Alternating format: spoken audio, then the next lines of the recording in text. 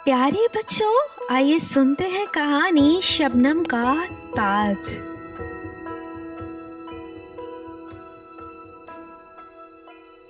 किसी बादशाह की सिर्फ एक ही बेटी थी।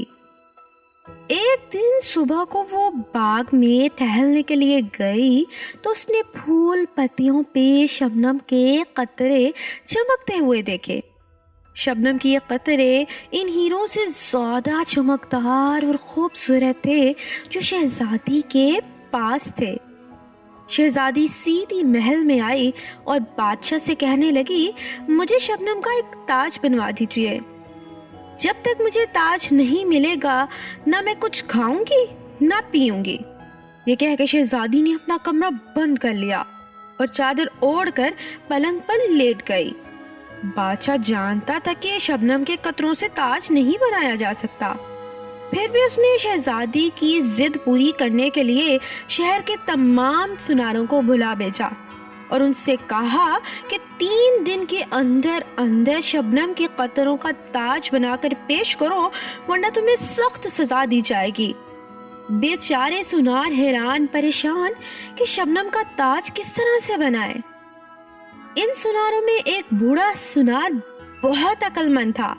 सोचते सोचते उसके दिमाग में एक तरकीब आई। वो दूसरे दिन सुबह को महल के दरवाजे पर गया और सिपाहियों से कहा कि वो शहजादी का ताज बनाने आया है। सिपाही से शहजादी के पास ले गए। बूढ़े सुनार ने शहजादी को झुककर सलाम किया और बोला, हजूर, मैं आपका ताज बनाने के लिए आया हूँ, लेकिन मेरी एक छोटी सी दरखास्त है। कहो, क्या कहना चाहते हो? शहजादी ने कहा।